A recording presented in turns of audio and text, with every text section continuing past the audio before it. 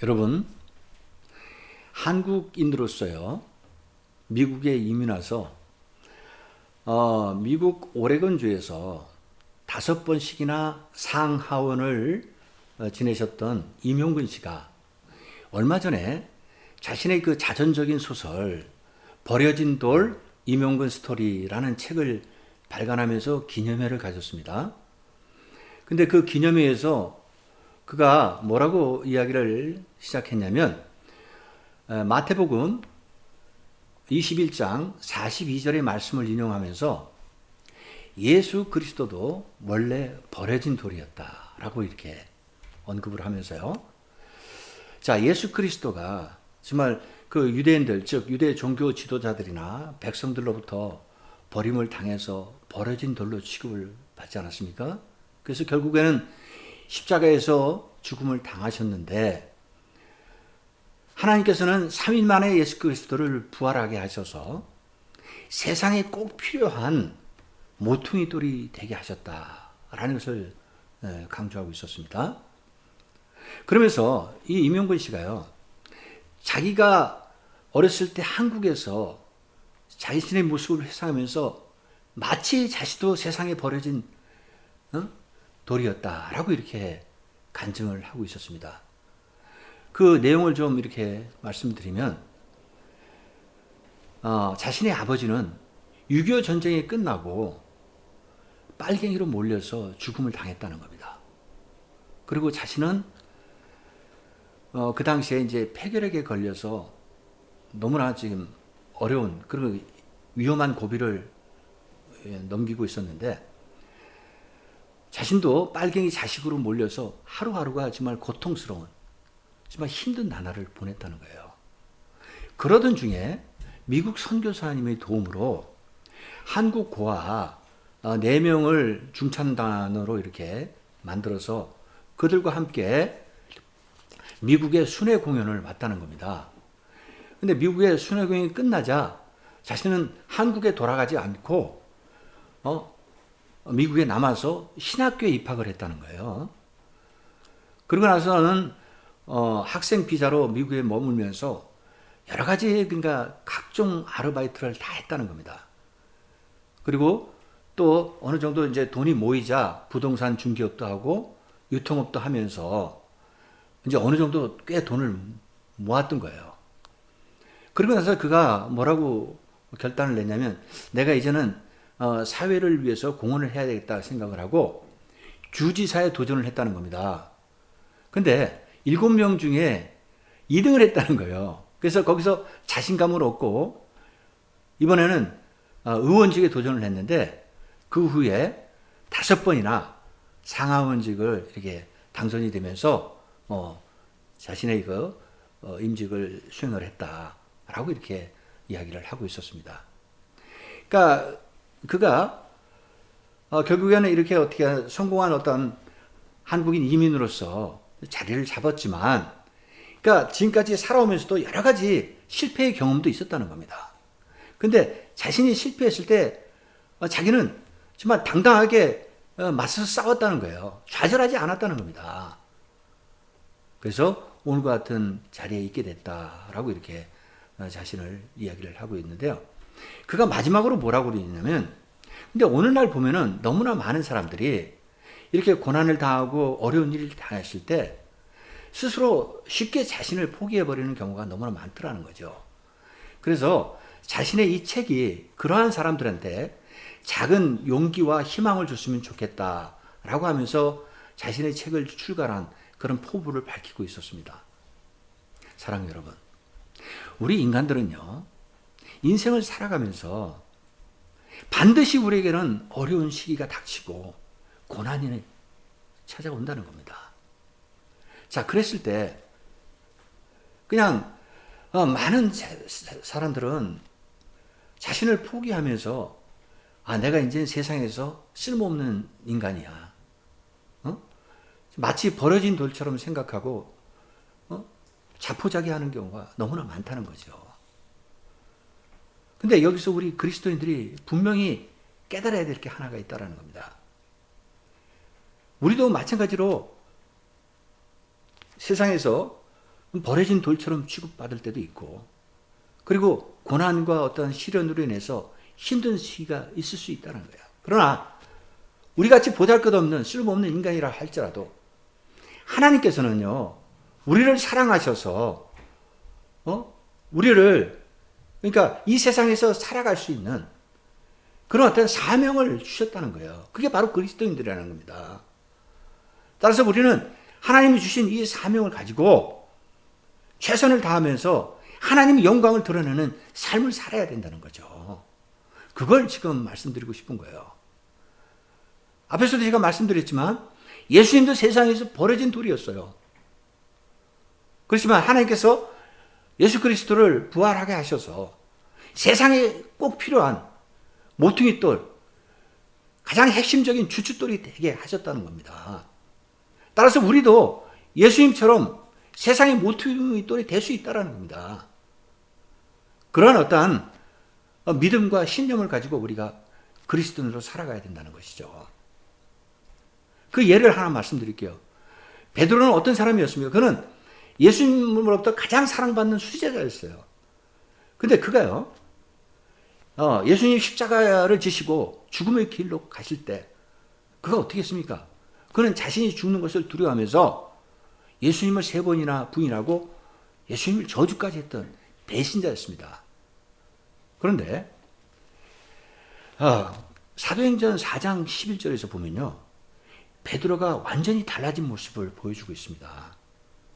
그가요, 유대의 그 사내들인 공회원들 앞에서, 종교 지도자들 앞에서 뭐라고 이야기하고 있냐면, 이 예수는 너희 건축자들의 버린 돌로서 집 모퉁이의 머릿돌이 되었느니라 라고 선포하고 있습니다. 예수 그리스도가 비록 너희들한테 버림받아서 버려진 돌로서 이 세상에서 죽임을 당했다는 겁니다.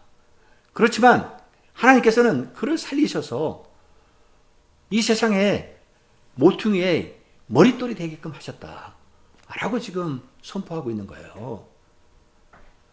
그러니까 베드로는 지금 성령 충만한 가운데 정말 예수 그리스도를 완전히 이 세상에 가장 가치 있는 분, 소중한 분으로 인정하고 받아들이고 있다는 겁니다. 이만큼 달라진 베드로의 모습을 우리가 알 수 있다는 거죠. 따라서 오늘 본문의 제목을 모퉁이 돌 같은 인생이 되자라고 이렇게 정했는데, 오늘 본문에서 우리가 먼저 살펴보고자 하는 것은 뭐냐? 그 당시 지금 로마 제국의 통치 아래서 핍박받고 있던, 그 다음에 고난을 당하고 있던 그리스도인 형제들에게 지금 베드로가, 자, 그러면 너희들은 앞으로 어떤 삶을 살아야 한다고 강조하고 있는지 그걸 먼저 우리가 살펴보자는 겁니다. 그리고 나아가서는 베드로가, 자, 그럼 우리 그리스도인들은 어떤 정체성을 가지고 있느냐 이거죠. 그 정체성은 무엇인가 라고 강조하고 있는지 그것도 우리가 함께 생각해 보자는 겁니다. 자, 그러면 오늘 본문을 보시겠습니다. 1절에서부터 3절까지 제가 다시 한번 읽겠습니다. 그러므로 모든 악독과 모든 기만과 외식과 시기와 모든 비방하는 말을 버리고 갓난 아기들 같이 순전하고 신령한 젖을 사모하라. 이는 그로 말미암아 너희의 구원에 이르도록 자라게 하려 함이라. 너희가 주의 인자하심을 맛보았으면 그리하라. 지금 그러므로라고 이제 시작하고 있어요. 자, 그러므로라는 접속사는 앞의 내용을 그대로 받아서 연결하는 그런 내용입니다. 자, 그러면 앞의 내용이 뭔지를 우리가 보자고요. 1장 바로 앞에 22절에서부터 25절까지를 보시겠습니다. 제가 어떤 내용인지 한번 읽어보겠습니다. 너희가 진리를 순종함으로 너희 영혼을 깨끗하게 하여 거짓이 없이 형제를 사랑하게 이르렀으니 마음으로 뜨겁게 서로 사랑하라. 너희가 거듭난 것은 썩어질 씨로 된 것이 아니요 썩지 아니할 씨로 된 것이니 살아있고 항상 있는 하나님의 말씀으로 되었느니라. 그러므로 모든 육체는 풀과 같고 그 모든 영광은 풀의 꽃과 같으니 풀은 마르고 꽃은 떨어지되 오직 주의 말씀은 세세토록 있도다 하였으니 너희에게 전한 복음이 곧 이 말씀이니라. 지금 여기서 베드로가 강조하고 있는 게 뭡니까? 자, 너희 그리스도인 형제들아 들으라는 겁니다. 너희는 하나님 진리의 말씀을 순종하며 따른 자들이기 때문에 너희 영혼을 깨끗하게 해야 되고 너희 그리스도인 형제들 그들을 뜨겁게 사랑해야 된다는 겁니다. 그렇게 권면하고 있어요. 그러면서 또 베드로가 뭐라고 그러냐면 너희들이 구원받고 거듭난 것은 그건 무엇 때문이냐 이거죠. 그는 하나님 말씀을 믿고 순종하며 따랐기 때문에 너희들이 구원받았다는 겁니다. 따라서 너희는 너희 가지고 있는 그 육체는 곧 사라지고 없어질 거라는 겁니다. 쇠퇴한다는 거예요. 그렇지만 하나님의 말씀은 영원히 존재한다는 겁니다. 따라서 우리 참된 그리스도인들, 구원받은 자들은 하나님 말씀 안에서 거룩한 삶을 살아가야 된다라는 것을 지금 강조하고 있다는 거예요. 이게 바로 앞의 내용이에요. 그래서 2장으로 오늘 본문으로 이어지면 그러므로 즉 어떤 뜻이냐? 너희들이 앞으로 거룩한 삶을 살기 위해서 그럼 또 어떤 삶을 살아야 될 것인가? 그거에 대해서 오늘 본문에서 이야기를 하고 있다는 거죠. 그래서 1절에서 지금 뭐라고 그럽니까? 자, 너희는 모든 악독과 모든 기만과 외식과 시기와 모든 비방을 버려라 라고 권면하고 있어요. 저 모든을 3번씩이나 지금 강조하고 있는데 이건 어떤 의미냐? 그 일부 어떤 걸 조금 남겨놓고 버려서는 안 된다는 겁니다. 완전히 모든 걸 깨끗하게 버리라는 겁니다. 그 악독과 더러운 것들 있잖아요. 완전히 버려야 된다라는 것을 권면하고 있는 거예요. 자, 그러면서 지금 악독은 무엇을 의미하는 것이냐? 악한 의지와 악한 행동을 말하는 겁니다. 그리고 기만은 남에게 거짓말해서 속임으로써 자신이 이익을 취하는 거, 그게 기만이에요. 그리고 외식은 뭡니까? 남 앞에 가면을 쓰고 겉과 속이 다르게 행동하는 거. 그 다음에 시기는 뭐냐? 남의 좋은 것을 가졌거나 남에게 좋은 일이 있을 때 그것을 욕심을 내고 탐을 내는 그게 바로 시기예요. 그리고 비방은 남을 헐뜯고 중상모략하고 모독하고 이런 것들이 비방하는 겁니다. 그러니까 이렇게 더러운 행실과 더러운 죄악들 이런 것들은 우리 그리스도인으로서 이제 버려야 된다는 겁니다. 구원받은 그리스도인들은 어떻게 살아야 되느냐?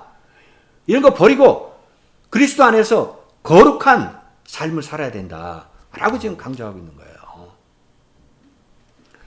자, 그럼 이어서 베드로가 지금 뭘 강조하냐면요. 갓난아기처럼 순전하고 신령한 젖을 사모하라 라고 권면하고 있어요. 자, 그럼 여기서 순전하고 신령한 젖은 무엇을 의미하냐 이거죠. 여러분, 순전하다는 뜻은 순수하고 완전하다는 의미고요. 신령하다는 것은 영적으로 놀라운 능력을 나타낸다는 그런 의미예요. 그럼 궁극적으로 이게 뭘 이야기하는 거냐? 이건 하나님의 말씀, 그리스도의 복음을 이야기하고 있다는 겁니다. 그러니까 어린아이들, 갓난아기들이 엄마의 젖을 먹고 자라듯이 너희들은 하나님의 말씀, 그것을 먹고 영적으로 성장하고 자라야 된다라는 것을 강조하고 있는 거예요. 그래서 너희들은 구원에 이르도록 해라 라고 권면을 하고 있는 겁니다.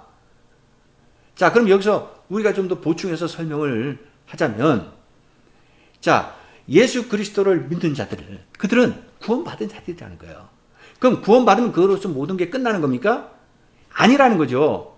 구원받고 난 다음에 우리가 어떻게 해야 됩니까? 날마다 하나님 말씀을 먹고 영적으로 성장하면서 성숙한 그리스도인으로 나가야 되잖아요. 그게 바로 성화적인 노력이 필요하다는 거 아닙니까? 그랬을 때 어떻게 됩니까? 나중에 우리가 마지막 때 심판받을 때 하나님께서는 우리가 행한 그러한 행실을 다 보시고 우리에게 상급을 베풀어 주신다 라는 것을 지금 말씀드릴 수 있다는 거예요. 그러니까 궁극적으로 여기 베드로가 강조하는 것은 너희들은 하나님의 그 거룩한 그 말씀을 먹고 자라서 영적으로 성장해야 된다. 그것을 강조하고 있다는 겁니다. 그리고 이어지는 3절에서는 지금 베드로가 뭐라고 그러냐면 한번 보세요. 너희가 주의 인자하심을 맛보았으면 그리 하라는 겁니다. 그럼 여기서 말하는 주의 인자하심은 뭘 이야기하는 겁니까? 이건 바로 네가 그리스도의 은혜 안에서 구원받았다는 겁니다. 구원의 은혜를 받았다는 거예요. 구원의 은혜를 맛보았다는 겁니다. 그 은혜를 맛보았기 때문에 계속 그 은혜를 추구하며 나아가라는 겁니다. 그럼 결국 거룩한 삶을 살라는 거죠. 마치 갓난아이가 엄마의 젖을 먹고 난 다음에 계속 엄마의 젖을 찾게 되잖아요. 그런 것처럼 너희도 인생을 살면서 예수 그리스도의 은혜를 입었기 때문에 그 은혜를 찾아서 계속 예수님 앞에 나아가라 라고 지금 권면하고 있는 거예요. 자, 그럼 이어서 오늘 본문 4절과 5절을 보시겠습니다. 사람에게는 버림바가 되었으나 하나님께는 택하심을 입은 보배로운 산돌이신 예수께 나아가 너희도 산돌같이 신령한 집으로 세워지고 예수 그리스도로 말미암아 하나님이 기쁘게 받으실 신령한 제사를 드릴 거룩한 제사장이 될지니라. 지금 여기서는요, 베드로가 예수 그리스도와 너희들, 즉 그리스도인들과의 관계가 어떻게 형성이 돼야지 하나의 공동체가 되는지를 지금 설명하고 있는 거예요. 그래서 예수 그리스도에 대해서 지금 뭐라고 이야기하냐면 예수 그리스도는 버려진 돌이었다는 겁니다. 근데 하나님께서 예수 그리스도를 택하셔서 보배로운 뭐가 됐다고요? 산돌이 되게 하셨다는 겁니다. 그러니까 너희는 산돌이 대신 예수 그리스도 앞에 나오라는 거예요. 자, 나오게 되면 그런 어떤 결과가 나타나느냐? 첫 번째, 뭐라고 그럽니까? 너희들도 예수 그리스도처럼 보배로운 산돌이 돼서 신령한 집을 짓게 된다는 겁니다. 그러니까 너의 삶이 예수 그리스도의 중심으로 그러한 인생을 살게 된다는 거예요. 예수 그리스도가 기초가 되기 때문에 그 위에서 너희들이 인생을 살아간다는 겁니다. 그 다음에 두 번째 얻을 수 있는 것은 예수 그리스도로 말미암아 너희들이 예수 그리스도 앞에 나왔잖아요. 그러면 너희들은 하나님께 기쁘게 제사를 드리는 거룩한 제사장이 될 것이다 라고 지금 또 강조하고 있어요. 자, 거룩한 제사장은 어떤 모습입니까? 거룩한 삶을 살아간다는 거죠. 그걸 강조하고 있는 거예요. 자, 그러면 여기서 우리가 생각해 봐야 될 게 보배로운 산돌, 이건 어떤 의미냐? 보배롭다는 뜻은 여러분 존귀하고 굉장히 소중하고 가치 있다라는 겁니다. 그러면 산돌은 살아있는 돌이에요. 죽은 돌이 아니에요. 그러니까 리빙스톤이라고 이야기할 수 있죠. 그러면 보배로운 산돌은 곧 예수 그리스도임을 상징하고 있다는 겁니다. 그러면 왜 베드로는 지금 이렇게 보배로운 산돌로 예수 그리스도를 비유하고 있냐 이거죠. 그거는 앞에서도 제가 말씀드렸지만 예수 그리스도는 유대 백성들로부터 메시아로 인정받지 못하고 죽임을 당했어요. 십자가에서 죽임을 당하셨습니다. 그러면 그 돌은 죽은 돌이에요. 버려진 돌이고. 근데 하나님께서 예수 그리스도를 다시 살리셨어요. 부활시키셨어요. 그래서 살아있는 돌로 지금까지 살아있게 만드셨기 때문에 산돌이라고 지금 표현하고 있는 겁니다. 자, 그럼 또 하나. 그럼 왜 예수 그리스도를 돌로 비유하고 있는 겁니까? 그거는 구약 성경에 보면 하나님께서 선지자들을 통해서 예수 그리스도를 이미 돌로 비유하고 계시기 때문에. 그래서 이어지는 6절서부터 8절까지는요.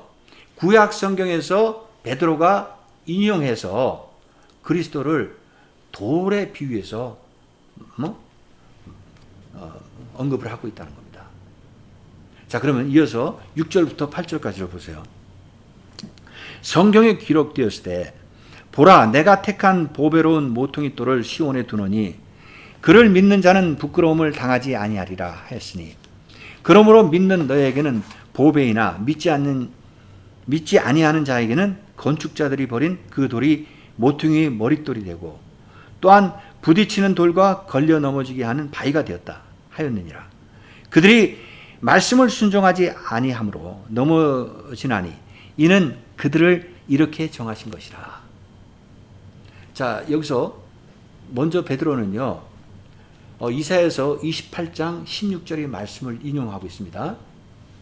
그래서 지금 뭐라고 그러냐면 예수 그리스도를 보배로운 모퉁이 돌이다 라고 이렇게 상징화시키고 있는 거예요. 그러면서 이 예수 그리스도를 지금 어디에 두었다는 겁니까? 시온에 두었다고 그랬어요. 시온이 상징하는 건 예루살렘이잖아요. 그럼 예루살렘의 성전의 주춧돌로 두었다는 겁니다. 머릿돌로 두었다는 거 아니에요. 모퉁이의 가장 중요한 코너스톤의 핵심적인 자리, 주춧돌로, 기초돌로, 머릿돌로 두었다는 것을 지금 강조하고 있는 거예요. 그게 바로 예수 그리스도라는 겁니다. 예루살렘 성전. 그런데 또 하나님께서는 뭐라고 말씀하시냐면 그를 믿는 자는 부끄러움을 당하지 않게 할 것이다. 자, 그러면 예수 그리스도를 믿는 자는 부끄러움을 당하지 않는다는 건데 왜 그러면 부끄러움을 당하지 않는다는 겁니까? 그 이유는 이렇게 해석할 수 있어요. 예수 그리스도를 자신의 인생의 모퉁이의 중심되는 주춧돌로, 기초돌로 세운 자는 부끄러움을 당하지 않는다라는 의미입니다. 즉 이것은 예수 그리스도를 자신의 인생의 주인으로 삼고 예수 그리스도의 복음 안에서 살아가는 자는 절대로 부끄러움을 당하지 않는 삶을 산다라고 지금 말씀하고 계신다는 거죠. 자, 이에 대해서는요, 히브리서 기자도 11장 16절에서 다음과 같이 말씀하고 있습니다. 히브리서 11장 16절을 보면요, 뭐라고 기록하고 있냐면 그들이 이제는 더 나은 본향을 사모하니 곧 하늘에 있는 것이라. 이러므로 하나님이 그들의 하나님이라 일컬음을 받으심을 부끄러워하지 아니하시고 그들을 위하여 한 성을 예비하셨느니라. 지금 여기서 히브리서 기자가 강조하는 게 뭐냐? 하나님이 그들을 부끄러워하시지 않는다는 겁니다. 그럼 왜 부끄러워하시지 않는다는 거예요?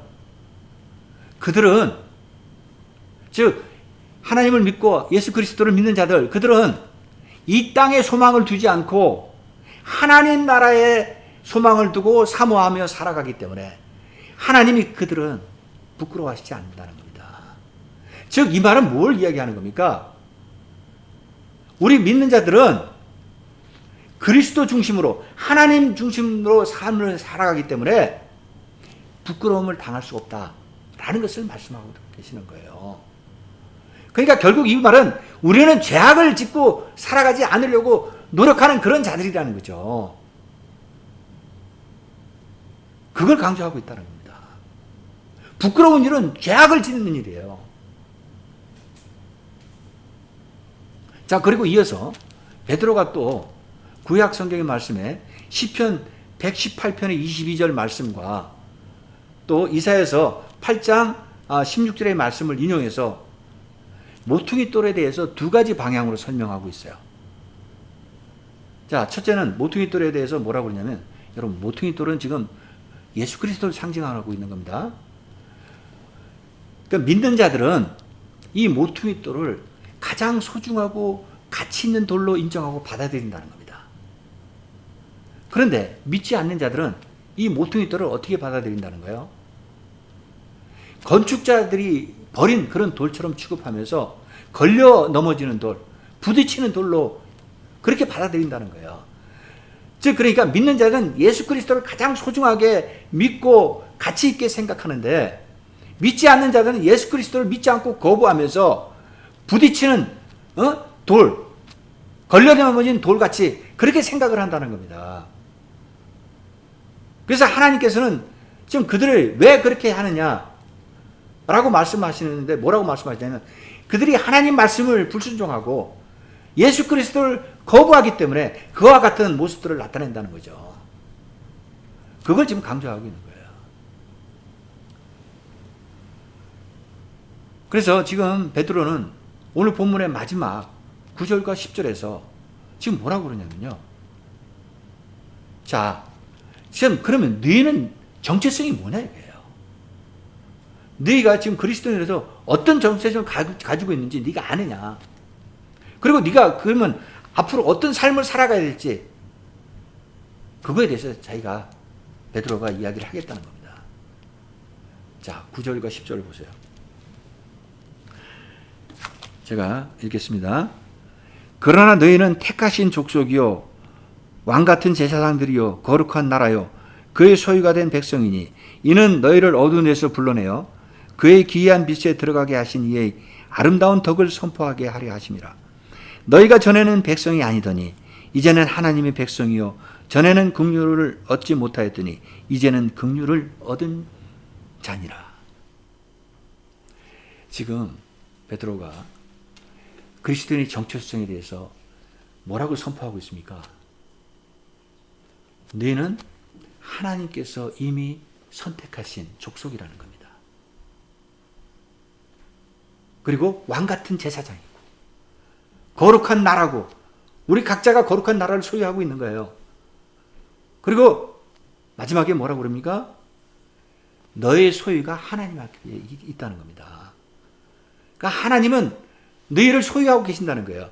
하나님의 백성이고 하나님의 자녀라는 겁니다. 그러니까 결론적으로 그리스도인 전체성은 뭐냐? 하나님께서 창세기 전부터 이미 너희를 선택해서 하나님의 자녀로 삼으셨다는 겁니다. 그게 바로 그리스도인의 정체성이라는 거예요. 따라서 너희는 어떤 삶을 살아야 되느냐? 그리스도 안에서 세상 사람들과 구별되는 삶을 살아야 된다는 거예요. 그래서 그리스도를 닮아가는 삶, 거룩한 삶을 살아라 라고 강조하고 있다는 겁니다. 그러면서 너희들이 그리스도인들이 된 배경은 지금 뭐라고 그럽니까? 너희들이 예전에 그리스도를 믿지 않았을 때는 세상의 사탄 마귀의 지배 아래서 그들의 자녀들처럼 살았다는 겁니다. 그래서 세상의 어두운 곳에 있는 너희들을 하나님께서 너희들을 불러내셨다는 거예요. 그래서 그리스도의 빛으로 들어가게 했다는 겁니다. 즉 하나님의 자녀가 되게 하셨다는 겁니다. 그래서 이제는 사탄 마귀의 자녀가 아니라 하나님의 자녀가 되었다. 너희들의 신분이 변경됐다는 것을 강조하고 있다는 겁니다. 그리고 마지막 절 10절에서는 뭐라고 그럽니까? 너희가 예전에는 하나님의 긍휼함을 입지 못해서 하나님의 백성이 아니었다는 거예요. 그러나 이제는 하나님의 긍휼함을 입어서 하나님의 백성을 되었다. 라고 결론적으로 이야기를 하고 있는 거예요. 사랑하는 여러분, 오늘 본문을 맺겠습니다. 오늘 본문에서 히브리서 기자가 강조하고 있는 것을 세 가지로 요약해 볼 수 있는데, 첫째, 우리 그리스도인들은 우리가 인생을 살아가다 보면요, 시련과 고난과 어려움과 힘든 일이 반드시 닥친다는 겁니다. 그랬을 때 그럼 우리가 좌절하고 낙심해야 되니 그게 아니라는 거죠. 지금 그리스도인 형제들에게 베드로가 강조하는 것도 그랬을 때 너희들이 하나님 말씀 안에서 말씀을 먹고 매일매일 더 영적으로 성장하고 자라나야 된다라는 것을 강조하고 있는 거예요. 그게 첫 번째예요. 그 다음에 두 번째는 우리 그리스도인들은 이제 버려진 돌이 아니라는 겁니다. 이제는 예수 그리스도처럼 보배로운 산돌, 살아있는 돌, 모퉁이 돌이라는 거예요. 그래서 오늘 본문에서 제가 제목을 모퉁이 돌 같은 인생이 되자라고 말씀을 드렸던 겁니다. 즉, 정말 거룩한 제사장으로서 거룩한 삶을 살아야 된다는 것을 강조하고 있다는 겁니다. 그 다음에 마지막 세 번째는요, 이제 그리스도인들은 우리가 하나님의 자녀로 신분이 변경되었다는 거죠. 따라서 우리에게 주어진 사명이 뭐냐? 이 세상에 아름다운 덕을 선포하는 것이다. 즉 이건 그리스도의 복음을 세상 끝까지 전하는 것이 우리가 그리스도인의 마지막 사명이라는 겁니다. 이걸 실천하는 것이 우리 그리스도인들의 덕목이라는 것을 강조하고 있는 거예요. 여러분, 이번 한 주간도 이 말씀을 가슴에 새기고 묵상하시면서 주 안에서 주님과 동행하시고 그리스도 안에서 승리하시는 여러분 되시기를 간절히 축원드리겠습니다. 예, 기도하겠습니다.